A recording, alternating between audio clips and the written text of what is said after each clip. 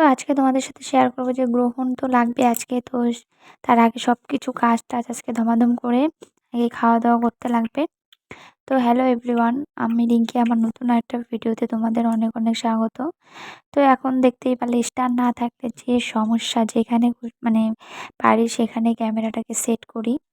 তো এখন সকাল, সকাল আমি সব কাজ-টাজ করে নিচ্ছি। ওদের স্কুলে আজকে তো স্কুল নেই মানে পরীক্ষা নেই।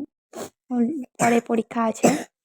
তো এখন সকালে সব চা-টা খেয়ে নিয়ে বাসি কাজ-টাজ করে নিয়েছি। এখন চলে এসেছি আরকি স্নানের আগে সব ঘর-টর গুছিয়ে নিচ্ছি। এদিকে বিছানাটা গুছিয়ে নিলাম। তারপরে এদিকে যে ভেজা গামছা ছিল সেইগুলো মেলে দিলাম।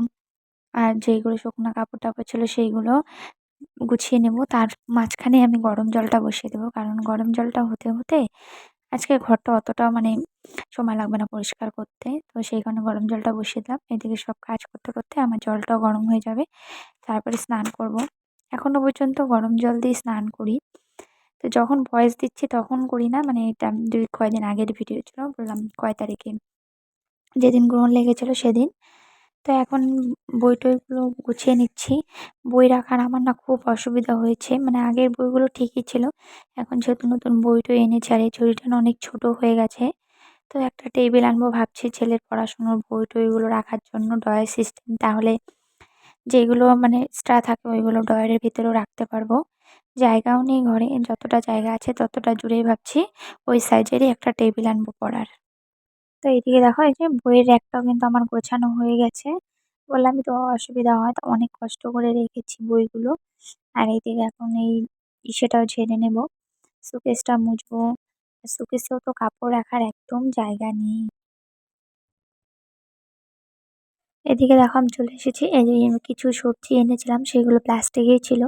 এদিকে পেঁয়াজ, টমেটো তো এগুলো ভালো করে গুছিয়ে নিচ্ছি। মটরশুঁটি গুছিয়ে-টুছিয়ে তারপরে ভালো করে ঘরটা ঝাড়ু দিয়ে নিব। টমেটোটা দেখো কি সুন্দর না মানে ফুলের মতো একদম লোকাল টমেটো। দেখতে কিন্তু খুব সুন্দর।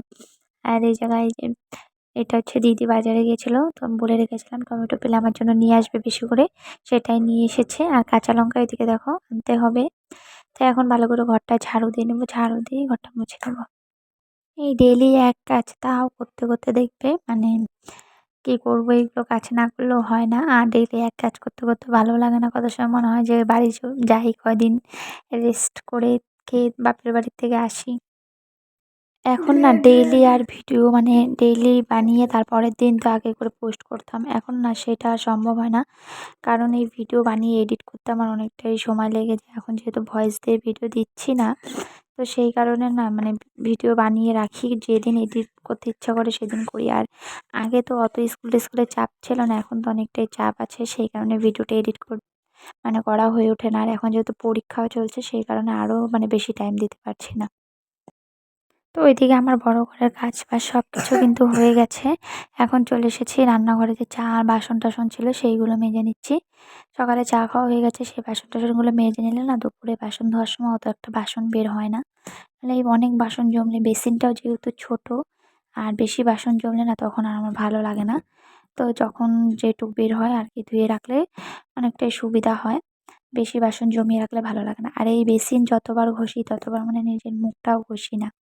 যতবার বাসন ধুই ততবার এই বেসিনটা একদম মুছে যতবারই মাজি। তো সেই কারণে মানে মুখের থেকেও মানে বেসিন সুন্দর করে ফেলেছি দিন, দিন মাজতে, মাজতে।